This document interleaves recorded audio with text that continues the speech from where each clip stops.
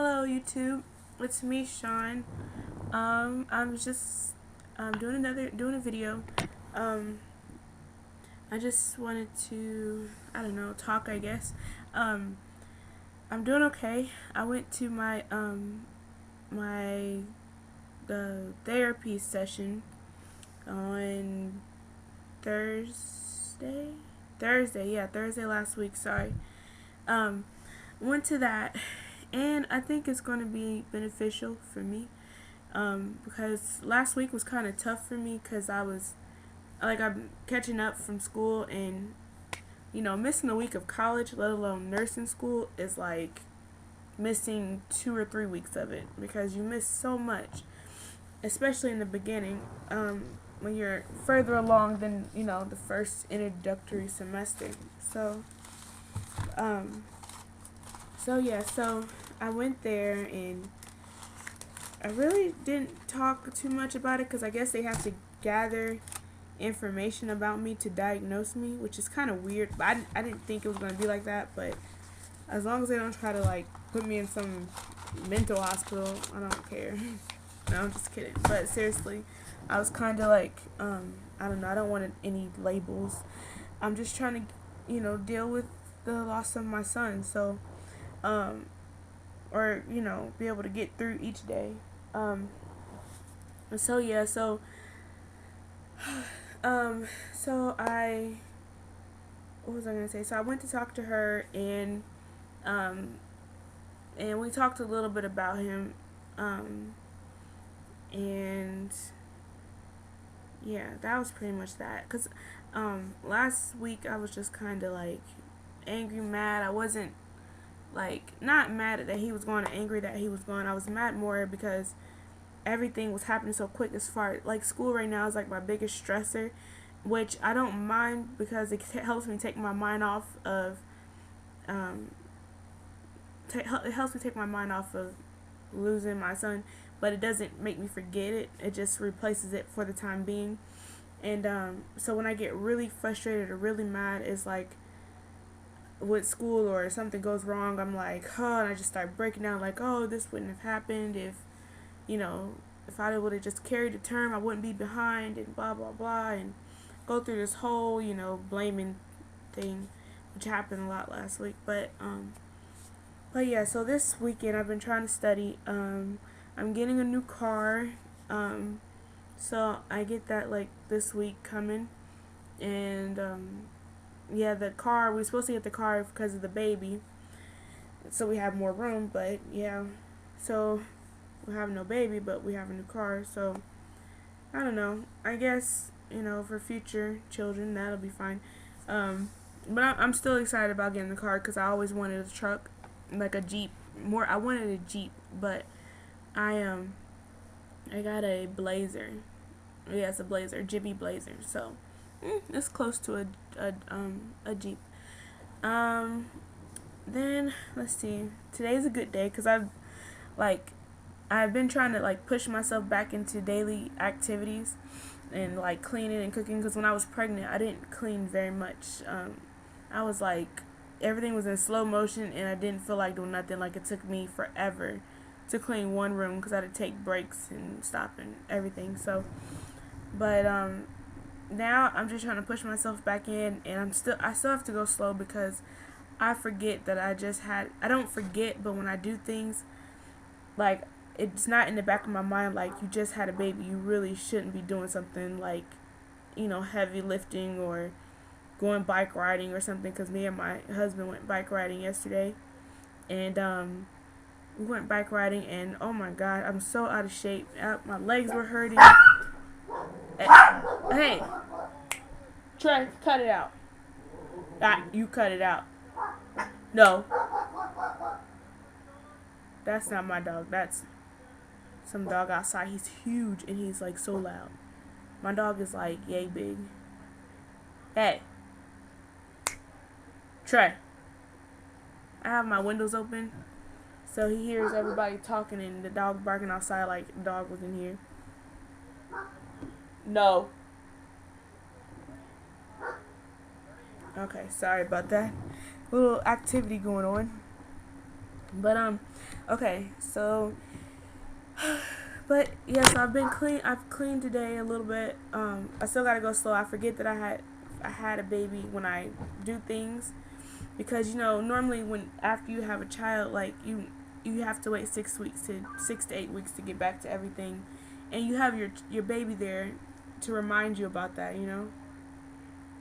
Um, so you have your baby to remind you. Okay, here is my reminder every day because I'm waking up. It just, I feel like it helps you remember. But if you don't have him here, it's like you had him, but you don't realize how much of a toll that took on your body. So when you do start to try to go back to, you know, cleaning and riding a bike or whatever, you just don't realize it still affects you. Like, you still need to slow down. And plus, I'm not like, I go for my 6-week checkup because I went to my 2-week checkup. That was an emotional checkup. I didn't know that at the time. And so my doctor was just asking me, like, how was I coping? How was I dealing? And the autopsy report that we got on Emmanuel, he told me not to expect it to tell me what happened, to what caused his death, because he doesn't want me to get my hopes set on that and then my heart broken, because it's not going to tell me that. He said it's just going to tell me what they found. He said he was really too young to determine a cause of death. And he said that, yeah, and even if he was full term, it still would have been too early to tell why he died. So that kind of, like, made me sad when I was at my appointment, because that's what I was been banking on, to find out what happened. And also, my friend, pray for her, because 3 weeks ago she came to visit me in the hospital when I had Emmanuel, and her son, she was pregnant. She was 9 months pregnant when she came to visit me. She was due this month, and she had her baby. And I guess, like, she gave birth to him. He had jaundice, and he wasn't breathing on his own, and they took him off the breathing machine, and he had passed away yesterday morning. So I didn't know that she had the baby on last Sunday, but so when I got the text message on Saturday morning, I was like, oh no, like, I'm thinking she went into labor, had him, and he didn't make it, but actually he was alive for 6 days. Her son was alive for 6 days, and yeah, then he passed away. So yeah, my heart is super heavy, and I'm like, I want to be there for her so bad, but I haven't heard anything yet from her, and I don't want to. I know exactly how she feels and how she's going through, and actually when I got that text message, it made me, like, relive that moment when I was going into labor and lost my son, and it's like, it's crazy, it's so crazy, and I know how she feel, but I know when she's ready, she'll text me, because it's just hard to go. It's so hard, and I know. You cut it out. No. It's so hard to, sorry, my dog. But yeah, it's so hard to go through, and I don't know. I feel so bad for her. I really do. But there's nothing that anybody can say to make you feel better. And I couldn't even imagine going full term and having that happen. I don't know. I couldn't imagine it. I really couldn't. It was hard for me, as far as I got, but only the reason why I couldn't imagine is because I was starting to feel flutters with Emmanuel at 21 weeks. I hadn't really felt like a definite kick or punch, but to go through the whole pregnancy and feel the baby move and turn and be active and sleep, you know what I'm saying? Like, going through everything. That had to be, and then to have that happen, that's hard. But yeah, so pray for her. I can only imagine how she's feeling right now. Like, I know what she's feeling, but I can only imagine how she's coping with it.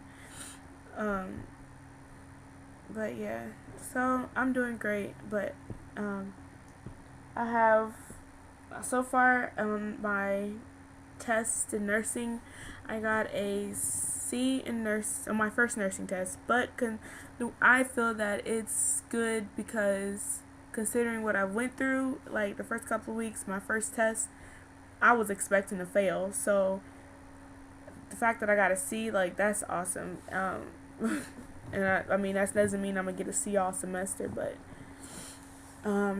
also, in my first test in farm, which was super easy, but I had got a B in it, a B on it, and yeah, I passed my nursing quizzes. I passed my skills checkoffs. So now I'm able to give injections and pass medication and read your blood sugar and wait, I think is that it? Yeah. Yeah, give you injection. Oh, and I'm getting checked off this week on IV administration, or no, yeah, IV, which is basically like just starting it and not really like putting it in your vein, but like starting the medications and hooking the tubing up and everything. So yeah, so I am able to do those things. I will be able to do all those things, and then I gotta do sterile dressings and stuff like that. G-tube later. Like, I think I learned some of that tomorrow. Not tomorrow, Tuesday.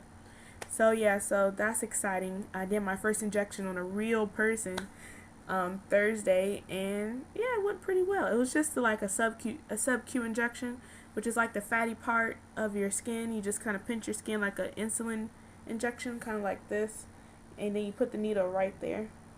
Well, I mean, this is not an area you can do it on, but I'm just saying, this is an example. So, I'm still, even though I'm like happy and I'm like not sounding how I was when I did my last 2 videos, that does not reflect how I feel emotionally. Like, behind this happy face, my heart is truly still broken. I'm still, struggling with everything, but I can't dwell on it because I can't move forward if I do. So, but I think about my baby every day. I do. I look at his picture and stuff like that. And me and my husband have been talking about, I don't know, just everything. So as far as fertility and all that, and I don't know, but I just think it's just one of those type of things where we're just gonna go with the flow. Cause they always tell you, like, when you're younger, like wait till you're married to do this and blah blah blah, and to do this, I mean, that one thing that I don't feel comfortable talking about, like just saying it out there on YouTube. But and then, like, once you get married, then you still have to, like, I don't know, be careful. And I just feel like, you know what, we're young, let's just go with the flow. Yeah, I probably won't put this part in the video. If I do, oh gosh. But anyways, but yeah, so I don't know. I don't know. I told my doctor, like, because he said that the natural family planning, which is what me and Michael are planning on doing, he said we can do that way, where I take my basal temperature and just use a backup method when I'm ovulating.